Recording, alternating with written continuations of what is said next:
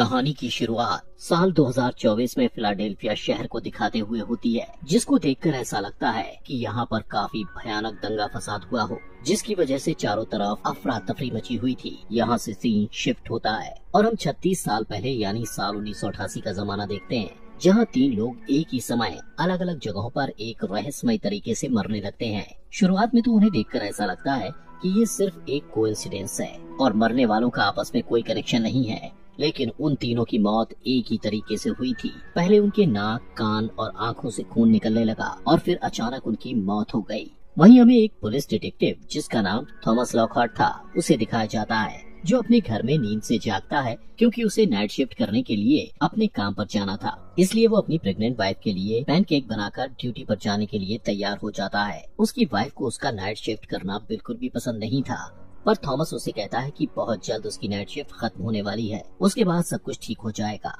इतना कहकर वो बाहर आकर अपने पार्टनर मैडॉक्स की कार में बैठ जाता है, जहाँ से वो दोनों उस एक्सीडेंट वाली जगह पर पहुँचते हैं।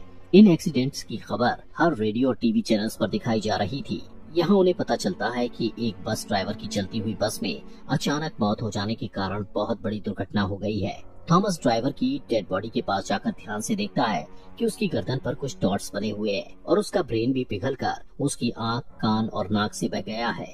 थॉमस इसके बारे में अपने साले डिटेक्टिव हॉल्ट को बताता है, जो कि एक सीनियर डिटेक्टिव था। पहले तो हॉल्ट थॉमस की बात पर ध्यान नहीं देता, लेकिन तभी एक पुलिस कर्मचारी उनके पास आकर उन्हें बताता है कि ड्राइवर की तरह ही सेम टाइम पर 2 और लोगों की मौत इसी तरह ब्रेन के पिघलने से हुई है और उनकी गर्दन पर भी सेम ऐसे ही निशान है। इतना सुनने के बाद थॉमस और हॉल्ट को लगने लगता है कि ये काम किसी सीरियल किलर का है और इन तीनों की मौत का आपस में कोई न कोई कनेक्शन जरूर है। थॉमस इस केस को लेकर काफी एक्साइटेड था, क्योंकि इस केस को सुलझाने पर उसे डिटेक्टिव बनने का मौका मिल रहा था, पर उसके दोस्त मैडॉक्स को इस केस में कोई इंटरेस्ट नहीं था। वो अपनी पुलिस की जॉब से ही खुश था। इसलिए थॉमस और हॉल्ट दोनों अगले विक्टिम को देखने चाहते हैं, जो कि एक मशहूर पियानो बजाने वाला था। उसकी मौत भी ब्रेन हेमरेज के कारण हुई थी और उसकी भी आंख, कान, नाक से खून और ब्रेन के टुकड़े निकलकर बिखर गए थे। उसकी गर्दन पर भी सेम वही डॉट्स थे जो कि बस ड्राइवर की गर्दन पर थे। इसके बाद वो तीसरे विक्टिम को देखने चाहते हैं और सेम इसी तरीके से उसकी भी डेथ हो गई थी और उसकी गर्दन पर भी वैसे ही निशान थे। यहाँ पर थॉमस हॉल्ट से इन तीनों डेड बॉडीज की केमिकल जांच कराने को कहता है, लेकिन हॉल्ट उसे कहता है कि ये मेरा केस है और इसे मैं अपने तरीके से हैंडल करूंगा और तुम इस केस में दखलंदाजी मत करो। पर थॉमस भी अपनी जिद के चलते सीधा उस डॉक्टर के पास चला जाता है जो इन तीनों डेड बॉडीज की जांच कर रहा था। थॉमस इन तीनों डेड बॉडीज के बारे में डॉक्टर से पूछता है, जिस पर डॉक्टर उसे बताता है कि इन तीनों डेड बॉडीज की गर्दन पर जो निशान है वो किसी इंजेक्शन का है, जिससे इनकी बॉडी के अंदर अनस्टेबल आइसोटोप डाला गया है। इससे ज्यादा डॉक्टर थॉमस को कुछ भी बताने से इनकार कर देता है। तब मैडॉक्स थॉमस को वहाँ से ले जाता है। बाहर जाकर एक शॉप से थॉमस अपनी पत्नी के लिए एक ब्रेसलेट खरीदता है और अपनी कार में बैठने पर उन दोनों को एक कॉल आता है, जिसमें उन्हें बताया जाता है कि एक क्लब में एक फीमेल डांसर पर किसी ने अटैक कर दिया है, जिससे वो तुरंत उस क्लब में उस लड़की के पास जाते हैं। चेक करने पर उन्हें पता चलता है कि उसकी गर्दन पर भी वही सेम निशान बने दिखते हैं, जिससे वो लोग समझ जाते हैं कि किलर ने उसकी बॉडी में आइसोटोप डाल दिया है। लेकिन अभी वो लड़की जिंदा थी। वो डांसर गर्ल उन्हें बताती है कि एक लड़की ने पहले मुझ पर अटैक किया और फिर उसने एक इंजेक्शन मेरी गर्दन पर लगा दिया। इसी बातचीत के दौरान वहाँ पर हॉल्ट आ जाता है और वो इन सब को हटाकर खुद उस लड़की से पूछताछ करने लगता है। वो लड़की भी उसे वही बताने लगती है कि एक ब्लैक लड़की थी जिसने ब्लू कलर की हुडी पहनी हुई थी, साथ ही उसके हाथ पर ड्राई ब्लड भी लगा हुआ था। अभी वो हॉल्ट को बता ही रही थी कि अचानक उसकी आंख और नाक से खून निकलने लगता है, जिससे वो वहीं मर जाती है। अब उस लड़की की बताई गई जानकारी के अनुसार उस जगह पर जितनी भी ब्लैक लड़कियां ब्लू कलर की हुडीज में थीं, उन सभी को चेकिंग के लिए अरेस्ट कर लिया जाता है। इसी बीच हम एक लड़की को देखते हैं जिसने ब्लू कलर की हुडी पहनी हुई है। इस लड़की का नाम रिया था और रिया ही उन सभी को आइसोटोप का इंजेक्शन देकर मार रही थी। अब जब रिया वहाँ से भागने लगती है तो एक पुलिस ऑफिसर उसे देख लेता है और उसका पीछा करने लगता है, लेकिन रिया उससे बचकर भाग जाती है। भागते हुए वो अचानक से थॉमस और मैडॉक्स की गाड़ी के सामने आ जाती है। तभी थॉमस उसके लेफ्ट हैंड पर लगे खून और ब्लू हुडी पहने देखकर समझ जाता है कि ये वही सीरियल किलर है।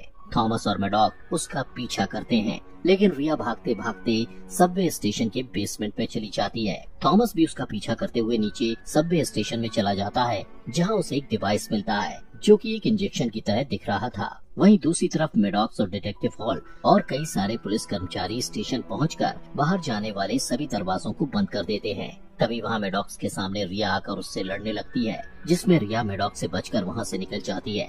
लेकिन अचानक वहां थॉमस आकर रिया पर गन पॉइंट कर देता है, जिससे रिया अपनी जगह पर ही रुककर थॉमस का नाम लेती है, जिससे हमें पता चलता है कि रिया थॉमस को पहले से जानती है। वो थॉमस को कहती है कि तुम्हारी बेटी के जन्म के लिए कांग्रेचुलेशन। लेकिन थॉमस को कुछ समझ नहीं आता, क्योंकि अभी तक उसकी वाइफ की डिलीवरी नहीं हुई थी।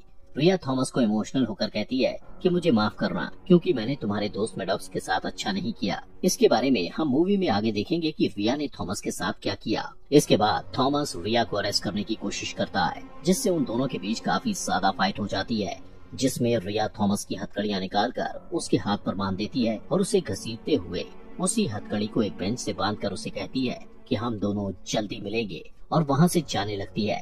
तभी थॉमस रिया के इंजेक्शन को उसी पर लगाकर उसे रोकने की कोशिश करता है। इंजेक्शन लगने से रिया लड़खड़ाने लगती है और पटरी पर आ रही ट्रेन के सामने आ जाने से उसकी मौत हो जाती है। ये देखकर थॉमस भी काफी उदास हो जाता है, क्योंकि वो रिया को जिंदा पकड़ना चाहता था।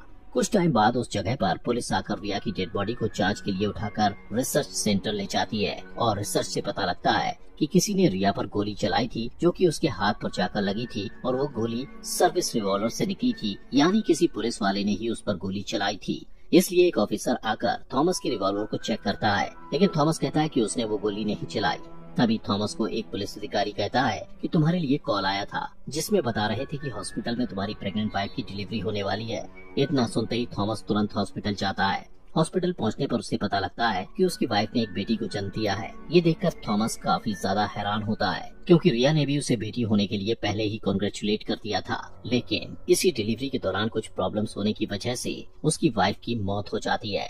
यहाँ से सीन शिफ्ट होता है और हमें 9 साल बाद यानी साल 1997 का समय दिखाया जाता है, जहाँ थॉमस की बेटी, जिसका नाम एमी था, वो 9 साल की हो चुकी थी। साथ ही उस सीरियल किलर रिया वाले केस के बाद थॉमस का प्रमोशन भी हो चुका था और थॉमस अब एक डिटेक्टिव बन चुका था। उस केस को बंद हुए 9 साल बीत चुके थे। थॉमस अपनी बेटी के बर्थडे पर उसे बर्थडे विश करते हुए उसकी ब्रेसलेट के लिए उसे एक रिंग गिफ्ट करता है। उसी समय टीवी पर न्यूज दिखाई जा रही थी, जिसमें थॉमस को पता लगता है कि आज फिर एक आदमी को आइसोटॉप का इंजेक्शन देकर मार दिया गया है, और उसकी गर्दन पर भी सेम वैसे ही इंजेक्शन के निशान हैं, जैसे 9 साल पहले उन 3 लोगों की गर्दन पर इंजेक्शन के निशान थे। ये जानकर थॉमस तुरंत एक्सीडेंट वाली जगह पर जाता है और उस बॉडी की नेक चेक करने पर उसे वही निशान दिखते हैं। लेकिन वो काफी परेशान था, क्योंकि पिछले 9 सालों के अंदर किसी की भी मौत दोबारा उस तरह से नहीं हुई थी। इसके बाद थॉमस, मेडॉक्स और सभी पुलिस वाले सीसीटीवी फुटेज चेक करते हैं। सीसीटीवी फुटेज में उनको बिल्कुल वैसे ही ब्लू कलर की हुडी में रिया एक मॉल में जाते हुए दिखती है, जिससे उन्हें पता चलता है कि उसी ने इस आदमी का मर्डर किया है। लेकिन उन सभी को लगता है कि ये कोई और है, जो रिया के कपड़े पहनकर उसकी तो 9 साल पहले ही मर चुकी थी। लेकिन तभी थॉमस गौर से सीसीटीवी फुटेज में देखता है कि इस लड़की के लेफ्ट हैंड पर भी ड्राई ब्लड लगा हुआ है। ये देखकर वो सोच में पड़ जाता है कि अगर कोई भी रिया की कॉपी कर रहा होगा तो उसे रिया के लेफ्ट हैंड पर लगे खून के बारे में कैसे पता चला होगा, क्योंकि मीडिया में इस चीज का खुलासा कभी भी किया नहीं गया था। इसलिए थॉमस को लगने लगता है कि ये वही असली रिया है जिसने 9 साल पहले लोगों को मारा था। लेकिन वो अभी भी सोच में था कि आखिर रिया मरकर जिंदा कैसे हो सकती है। अब थॉमस मेडॉक्स से कहता है कि उसने मुझसे कहा था कि हम दोबारा मिलेंगे। यहाँ पर इस मिस्ट्री को सॉल्व करने के लिए ये लोग 9 साल पहले रिया के केस को दोबारा ओपन करते हैं, और रिया के सबूतों में थॉमस को कुछ चाबियां मिलती हैं, जिनकी जांच करने पर पता चलता है कि ये चाबियां एक प्लेन की हैं, जिसे पिछले साल यानी 1996 में बनाया गया है। थॉमस सोच में पड़ जाता है कि अगर ये चाबियां पिछले साल बने प्लेन की हैं, तो ये 9 साल पहले रिया के पास कैसे थीं? वहीं दूसरी तरफ रिया शहर में काफी बुरी तरह से लोगों को मार रही थी। उधर थॉमस ये सब पता करने के लिए अपने पार्टनर मेडॉक्स के साथ उस एयरबेस पर जाने का फैसला करता है जहाँ वो प्लेन था। इसी दौरान एक साइंटिस्ट जिसका नाम नवीन राव था, वो इनसे मिलने आता है और इन्हें बताता है कि 9 साल पहले हुए मर्डर्स और अब हो रहे मर्डर्स अपने अपने टाइम में हो रहे हैं, और ये सभी मर्डर्स तब हुए हैं जब सबसे बड़ा ब्लड मून यानी पूर्णिमा होती है। वो साइंटिस्ट थॉमस और मैडॉक्स को बताता है कि हर 9 साल में ब्लड मून के समय धरती का ग्रेविटेशनल फोर्स इलेक्ट्रोमैग्नेट पॉकेट के साथ इंटरेक्ट करता है, जिससे फ्यूचर के समय का पास के समय के साथ एक ब्रिज बन जाता है। और ये रिया इसी ब्रिज से फ्यूचर से पास में टाइम ट्रेवल करके आ रही है और लोगों को मार रही है। लेकिन थॉमस और मैडॉक्स दोनों को साइंटिस्ट की ये बातें बकवास लगती हैं, इसलिए वो दोनों वहाँ से चले जाते हैं। और जब वो लोग एयरबेस पहुँचते हैं तो देखते हैं कि वो बंद पड़ा है और उसमें ताला लगा हुआ है। लेकिन तभी थॉमस को एयरबेस के अंदर कोई नजर आता है और उसे देखने के लिए वो गेट के ऊपर से कूदकर अंदर चला जाता है, जहाँ उसे एयरबेस का मैनेजर दिखता है। तभी पीछे से रिया आकर थॉमस पर गन पॉइंट कर देती है और कहती है कि तुमसे दोबारा मिलकर अच्छा लगा। वो कहती है कि अगर तुम्हारा निशाना अच्छा होता तो मैं उस टाइम नहीं बचती। थॉमस को यहाँ पर भी कुछ समझ नहीं आता कि रिया किस निशाने की बात कर रही है। इतना कहकर रिया थॉमस को चेयर के साथ बांध देती है। इस बीच मैडॉक यहाँ और पुलिस वालों को बुला लेता है और थॉमस की हेल्प करने के लिए अंदर जाकर रिया पर गन पॉइंट कर देता है। लेकिन तभी रिया एक्सीडेंटली उसको गन से शूट कर देती है, जिससे मैडॉक्स मर जाता है। हालांकि रिया मैडॉक्स को मारना नहीं चाहती थी और यही वो घटना थी जिसके लिए रिया ने साल 1988 में थॉमस से माफी मांगते हुए कहा था कि उसने उसके साथी मैडॉक्स के साथ जो किया वो जानबूझकर नहीं किया।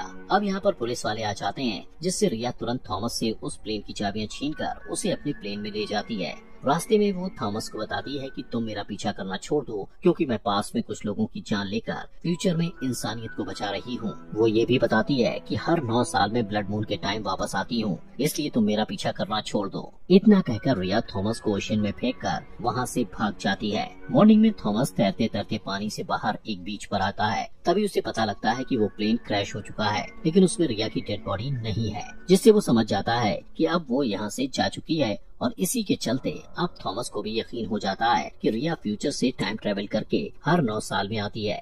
अब यहाँ से कहानी 9 साल आगे चली जाती है, यानी साल 2006 में, जहाँ पर हम थॉमस को देखते हैं जो दिखने में एक सिरफरा लग रहा होता है। आगे बढ़ने से पहले दोस्तों आपका तहे दिल से शुक्रिया आपके अपने फॉक्स एक्सप्लेनर हिंदी चैनल को सब्सक्राइब करने के लिए। थॉमस की बेटी एमी भी अब बड़ी हो चुकी थी और हाई स्कूल में पढ़ने लगी थी, लेकिन वो अब अपने डैड थॉमस के साथ नहीं रहती थी, क्योंकि थॉमस अपनी बेटी के लिए टाइम ही नहीं निकाल रहा था। इसलिए एमी थॉमस के साले हॉल्ट के साथ रहने लगी थी और हॉल्ट ही उसका केयर करता था। वहीं थॉमस ने अब ये मिशन बना लिया था कि वो कैसे भी करके रिया को पकड़कर उसे मार डालेगा, ताकि रिया टाइम ट्रेवल करके लोगों को न मार सके। थॉमस ने अपनी पूरी लाइफ इसी मिशन के लिए डेडिकेट कर दी थी। अब क्योंकि 9 साल बीत चुके थे और रिया आने वाली थी, इसलिए थॉमस अपनी रिसर्च शुरू करता है। वो साइंटिस्ट नेविल राव को कॉल करता है, लेकिन उसका कॉल नहीं लगता।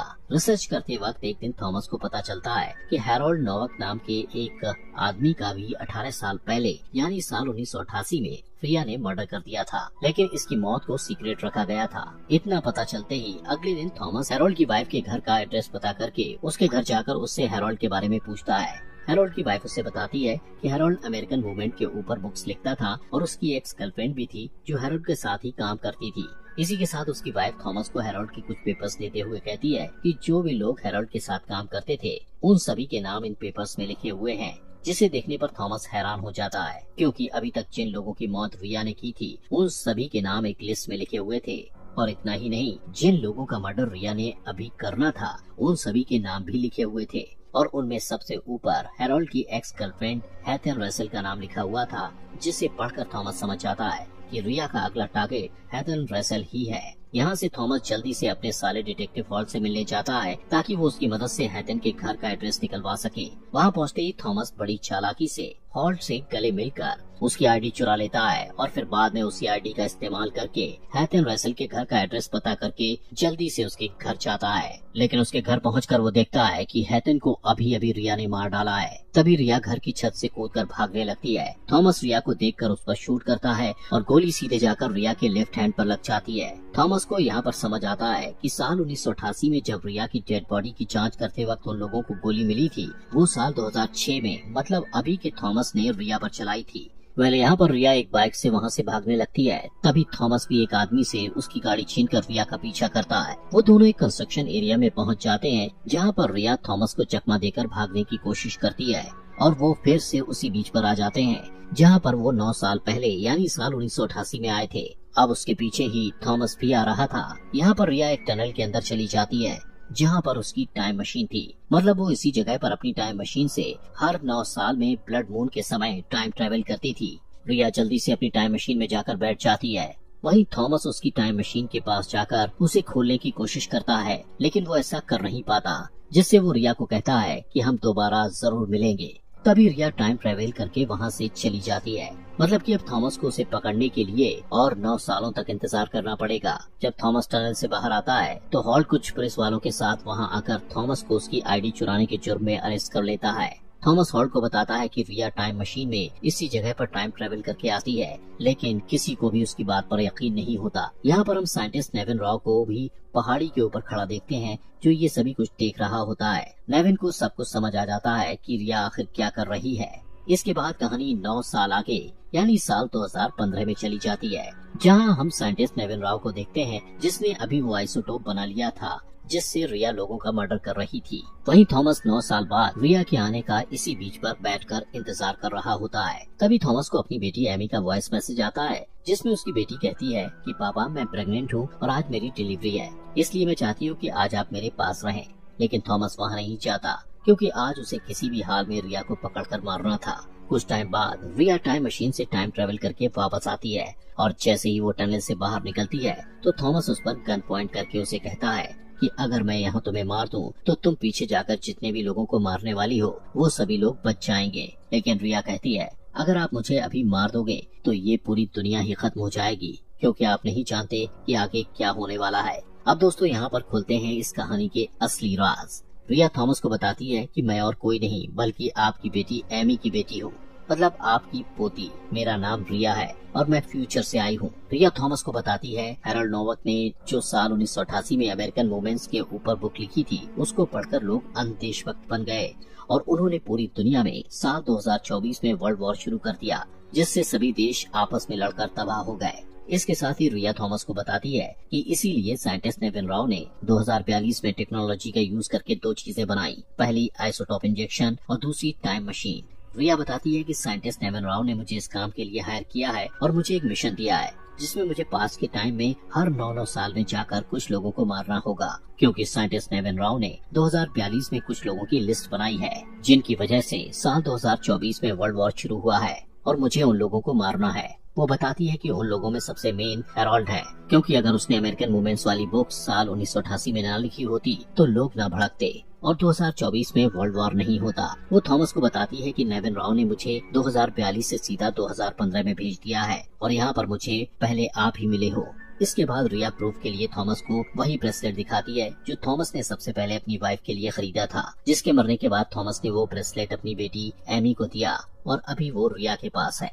रिया कहती है कि ब्रेसलेट फ्यूचर में मेरी मॉम एमी ने मुझे दिया है। अब ये सब कुछ जानकर थॉमस बहुत ही उदास हो जाता है और रोने लगता है, क्योंकि उसने साल 1988 में रिया को मार दिया था, जिसका मतलब है कि रिया अब 2015 से साल 2006 में जाएगी और फिर 9 साल पहले यानी साल 1997 में जाएगी।